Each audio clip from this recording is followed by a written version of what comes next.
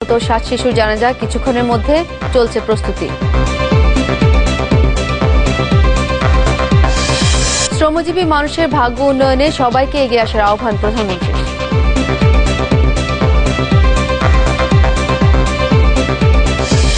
শুনানির নিয়ম পাশ কাটিয়ে বিদ্যুতের দাম বাড়াচ্ছে বিইআরসি, সিদ্ধান্ত জনবিরোধী বলছেন অর্থনীতিবিদরা।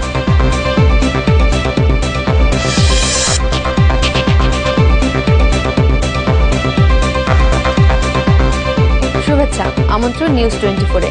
আপনাদের সাথে আছি আমি ব্রততী চৌধুরী। শুনছিলেন শিরোনাম, এবার বিস্তারিত। যশোরের চৌগাছা স্কুলের পিকনিক বাস খাদে পড়ে নিহত 7 শিশুর নামাজে জানাজা কিছুক্ষণের মধ্যে শুরু হবে। চলছে শেষ মুহূর্তের প্রস্তুতি। মৃতদেহগুলো শেষবারের মতো এক নজর দেখতে যেন ভেঙে পড়েছে পুরো গ্রাম, আর পরিবারের শোকের মাতম। তাদের কেউই মেনে নিতে পারছে না এই অস্বাভাবিক মৃত্যু। এদিকে আহত 40 জনের অনেককে প্রাথমিক চিকিৎসা শেষে অভিভাবকদের কাছে হস্তান্তর করা হয়েছে, তবে 2 জনের অবস্থা আশঙ্কাজনক।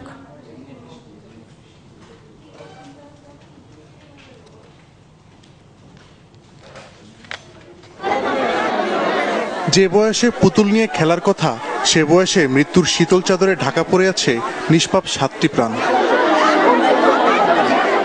পিকনিক থেকে ফেরার পথে চৌগাছার ঝাউতলার দুর্ঘটনায় নিহত 7 শিশুর 5 জনের বাড়ি বেনাপোলের এই ছোট আছড়ায়। বলফিল্ড মাঠে জানাজার জন্য আনা এই লাশগুলো দেখতে সকাল থেকে ভিড় জমাচ্ছেন শোকবিহবল হাজারো মানুষ। জানাজা শেষে নিজ নিজ বাড়িতেই দাফন করা হবে বেনাপোল সরকারি প্রাথমিক বিদ্যালয়ের এই শিশুদের। বিদ্যালয়টি সরকারি হলেও পিকনিকের বিষয়ে জেলা কিংবা স্থানীয় প্রশাসন অবগত ছিল না। কখনোই যে কোনো কাজেই হোক শিশুদেরকে নিতে হলে শিক্ষকরা তার নিজের সন্তানদের যেমন করে নিয়ে যান, তাদের প্রতি যেন সেই নিরাপত্তা নিশ্চিত ব্যবস্থা নেন। আর যারা নিহত হয়েছে, নিহতর আসলে কোনো ক্ষতিপূরণ হয় না। আমরা প্রশাসনিকভাবে এইটার আমরা যতটুকু পারি আমরা কম্পেনসেট করব। নিহত 7 শিশু হলো আখি, সুরাইয়া, মিথিলা, সাব্বির, নাহিদ, মুক্তা ও রুনা। ওরা সবাই ছিল 3য় থেকে 5ম শ্রেণীর শিক্ষার্থী। দুর্ঘটনার বিষয়টি খতিয়ে দেখতে অতিরিক্ত জেলা ম্যাজিস্ট্রেট সাবিনা ইয়াসমিনকে প্রধান করে 3 সদস্যের একটি তদন্ত কমিটি গঠন করা হয়েছে। আসিফ রহমান, চ্যানেল 24। এই বিষয়ে সবশেষ খবর জানতে সরাসরি চলে যাচ্ছি বেনাপোলের ছোট আছড়া গ্রামে। সেখানে আছেন সহকর্মী মাকসুদুন নবী। মাকসুদ, জানাজার শেষ মুহূর্তের প্রস্তুতি কেমন দেখছেন আপনি?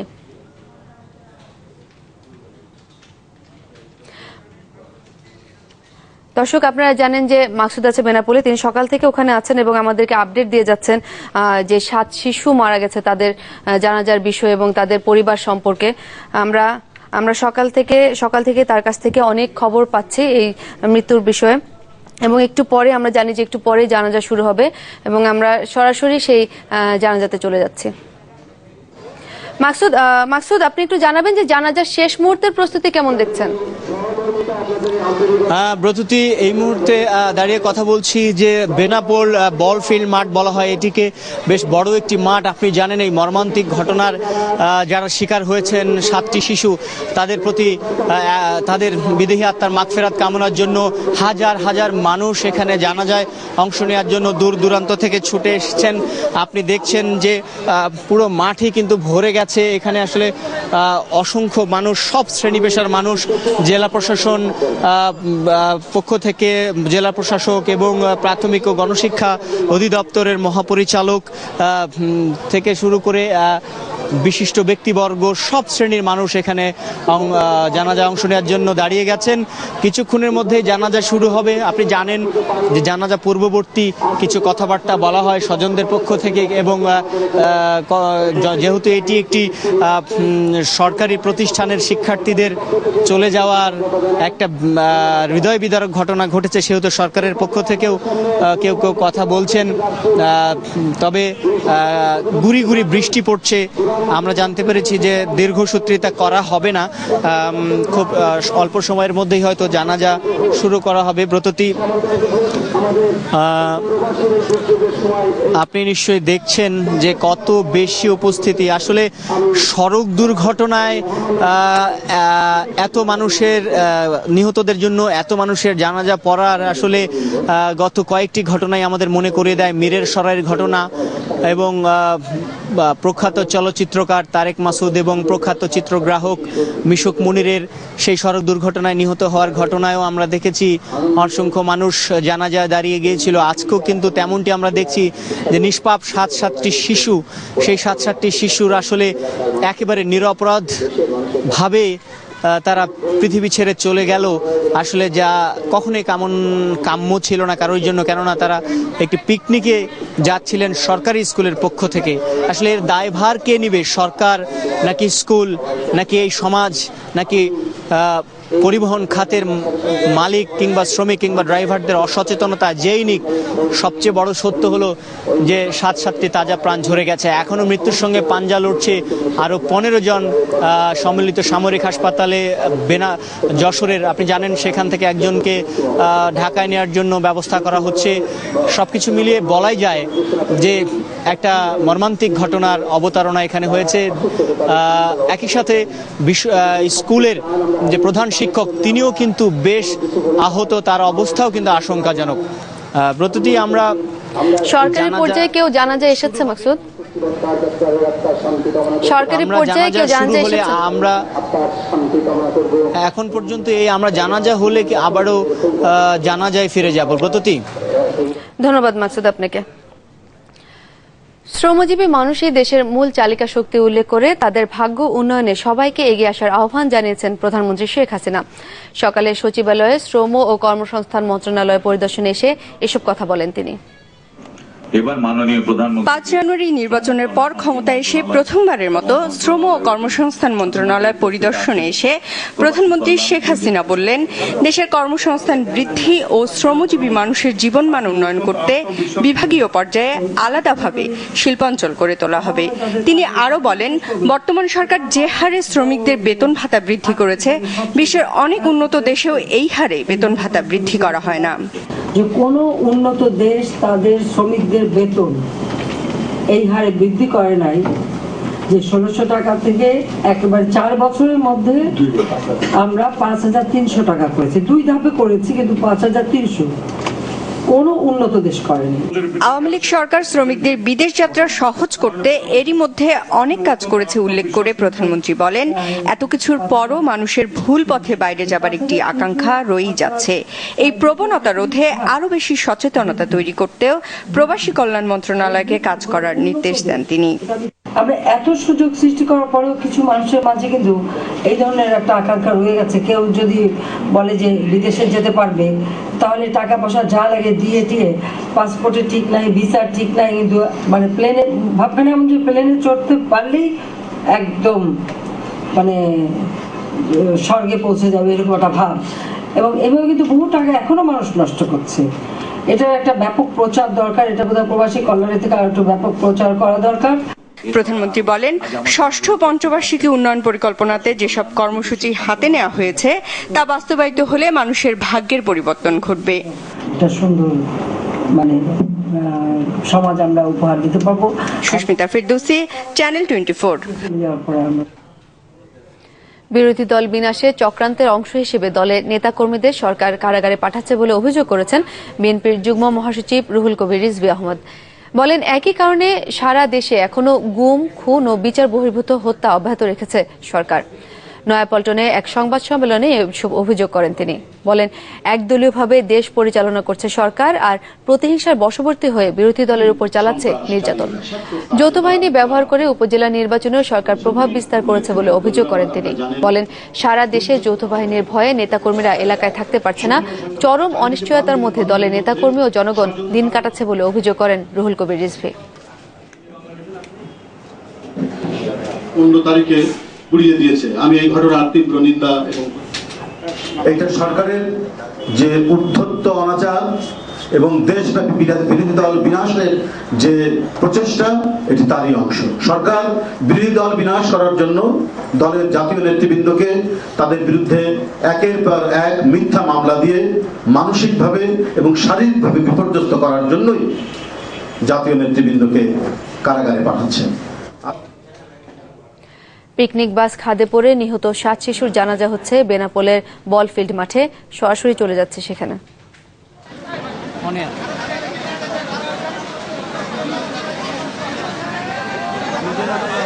আমি কথা বলবো।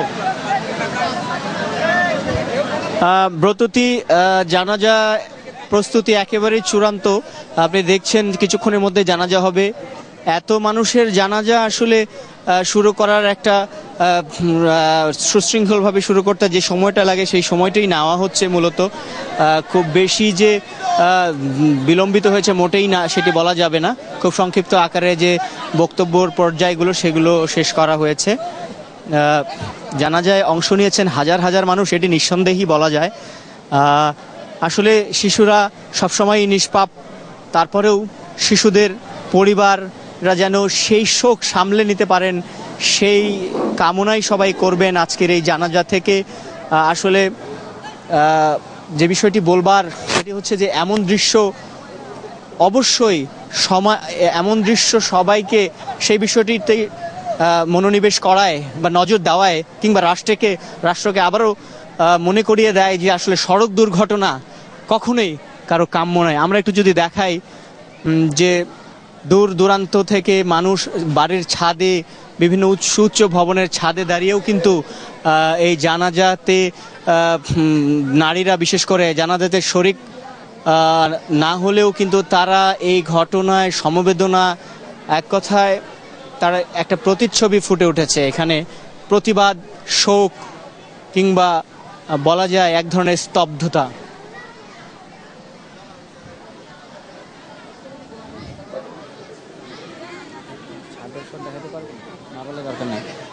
ব্রততী আমরা দেখলাম যে আরও বড় হচ্ছে পেছনের দিকে লাইনগুলো এবং কিছুক্ষণের মধ্যেই জানাজা শুরু হবে। সেই জানাজায় সমাজের বিভিন্ন স্তরের মানুষ। বেনাপোল একটি আপনি জানেন উপজেলা যশোরের, কিন্তু যশোরের মূল যে শহর সেখান থেকে অন্তত 69 কিলোমিটার দূরে, সেখান থেকে কিন্তু মানুষ এসেছেন। পার্শ্ববর্তী যে যতগুলো উপজেলা আছে সবখান থেকেই মানুষ এসেছেন এখানে। আমরা দেখেছি ধান ক্ষেত, কাদা মাখা পথ, দূর দূরান্তের পথ মারিয়ে পায়ে হেঁটে যে যেভাবে পেরেছেন। বৈরী আবহাওয়া কদিন ধরেই চলছে, সেগুলো উপেক্ষা করেই আমরা জানাজায় চলে যাই।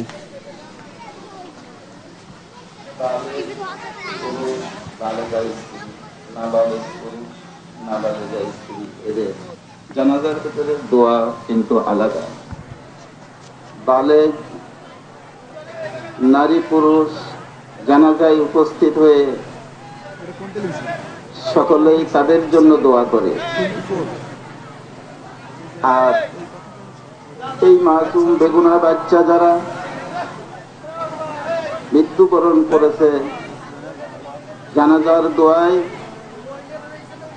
মহান রব্বুল আলামিনের কাছে আমরা সকলেই দোয়া করি তারা যেন আমাদের পুঁজি হয়, তারা যেন আমাদের আখিরাতের সওয়াবের স্তূপ, তারা যেন আমাদেরকে কাল কিয়ামতের দিন সুপারিশ করে। মহান রব্বুল আলামিন তাদের সুপারিশ যেন কবুল করেন, এই বলে মহান রব্বুল আলামিনের কাছে জানাজার ভিতরে এই দোয়া পাঠ করতে হয়। এদের জন্য আমাদের কোনো দোয়া নেই, বরং তারা যাতে কাল কিয়ামতের দিন আমাদের জন্য, পিতামাতার জন্য দোয়া করেন, সেই ফরিয়াদ আমরা আল্লাহ রাব্বুল আলামিনের কাছে ফরিয়াদ করি। আর তিরমিজি শরীফের হাদিসে আসে, আজ সবাই শোকাতুর, কিন্তু মহান রব্বুল আলামিন এই শোকাতুর পিতামাতাকে সকলেকে সুসংবাদ প্রদান করেছেন। আল্লাহ রাসূল সাল্লাল্লাহু আলাইহি ওয়াসাল্লাম বলেছেন যে নিষ্পাপ মাসুম বেগুনা যখন মৃত্যুবরণ করে তখন মহান রব্বুল আলামিন ফেরেশতাদেরকে জিজ্ঞাসা করেন, ও ফেরেশতারা, তুমি কি মায়ের কোলের সন্তানকে তুমি কেড়ে নিয়েছো? হ্যাঁ। তুমি কি তাদের জীবন হরণ করেছো? আল্লাহ হ্যাঁ। তখন বলে তার পিতা মাতা, তার আত্মীয় স্বজনরা কি বলেছে? তখন তারা বলেছে যে ইন্না লিল্লাহি ওয়া ইন্না ইলাইহি রাজিউন। মহান রব্বুল আলামিন বলেন যে ওই পিতা মাতাদেরকে সুসংবাদ দান করো যে ওই পিতামাতাদেরকে কাল কিয়ামতের দিন জান্নাতের ভিতরে একটা মণিমুক্তা খচিত ঘর নির্মাণ করা হবে, তাদের সেই ঘরে স্থান দেওয়া হবে। তো এখন আমরা শোকাতুর, আসলে এটা ভোলা যায় না। শোকে আকাশ বাতাস যেন মনে হয় ভারী হয়ে রয়েছে। পিতামাতার হৃদয়, অন্তর, তাদের কি অবস্থা হচ্ছে একমাত্র তারাই বুঝতে পারছে। তো যাই হোক, আমরা এখনই জানাজা নামাজ এখনই শুরু করব। এসে গেছে সবাই?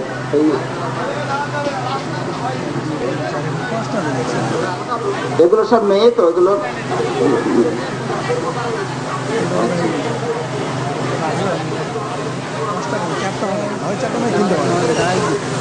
আপনারা সবাই জানেন যে বিশ্ব নবী মুহাম্মদ রাসূলুল্লাহ সাল্লাল্লাহু আলাইহি সাল্লামকে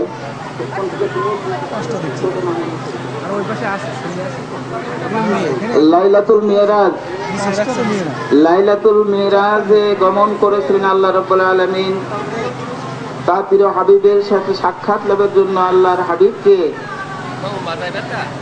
7 তবক আসমান পার করে 800 মহল্লায় নিয়ে গেছিলেন। আল্লাহ রাসূল সাল্লাল্লাহু আলাইহি সাল্লাম প্রত্যেক আকাশে প্রত্যেক নবীর সাথে সাক্ষাৎ হয়েছেন।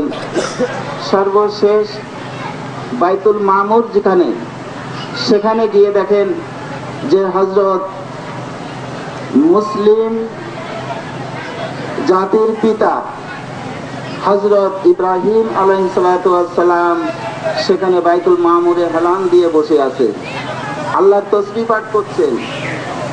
আর তার সামনে অসংখ্য ছোট শিশু ছেলে মেয়েরা তারা দৌড়াদৌড়ি করে খেলা করছে।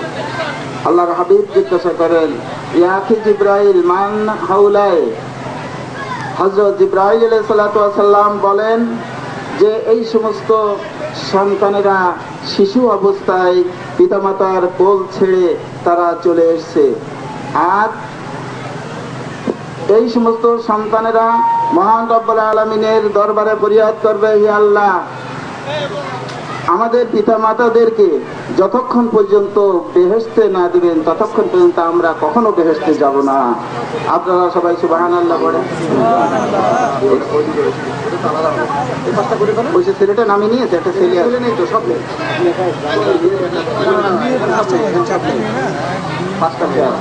তাহলে বৃষ্টি আসছে। আমরা এখন জানাজা শুরু করি। ভাইরা, আপনারা সবাই নিয়ত করুন, জানাজা নামাজ ফরজে কিফায়া 4 তাকবীরের সাথে কিবলামুখী হয়ে এই ইমামের পিছনে ইক্তেদা করিলাম। আল্লাহু আকবার।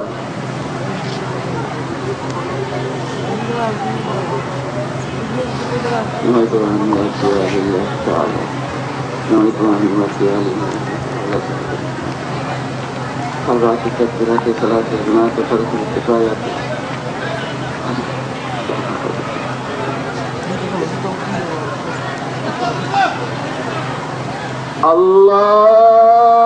আকবার।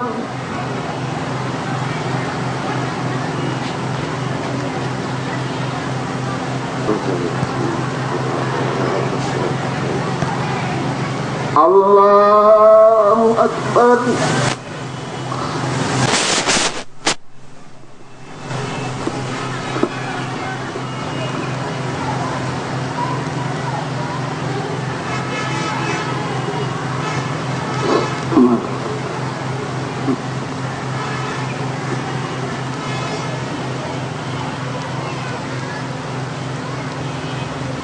আল্লাহু আকবার।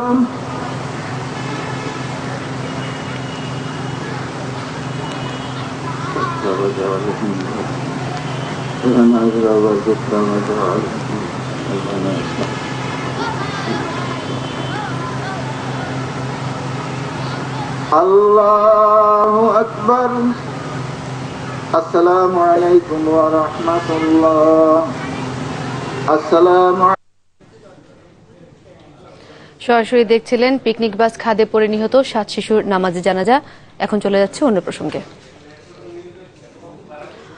অবৈধ সম্পদ অর্জনের অভিযোগে কক্সবাজারের সরকার দলীয় সংসদ সদস্য আব্দুর রহমান বদিকে জিজ্ঞাসাবাদ করেছে দুর্নীতি দমন কমিশন। দুদকের অনুসন্ধানকারী কর্মকর্তা ও উপপরিচালক আহসান আলী সকাল 10টা থেকে দুপুর 1:30টা পর্যন্ত তাকে জিজ্ঞাসাবাদ করেন। বদির বিরুদ্ধে অভিযোগ, প্রথম এমপি হবার 5 বছরের পর তার আয় বেড়েছে 351 গুণ, আর নিজ সম্পদ বেড়েছে 19 গুণেরও বেশি।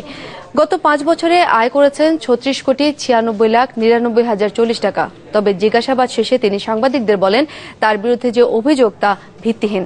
গণমাধ্যমে তার বিরুদ্ধে অপপ্রচার চালাচ্ছে। দুদক দুর্নীতির অভিযোগ প্রমাণ করতে পারলে সংসদ সদস্যের পদ ছেড়ে দেবেন বলেও জানান তিনি।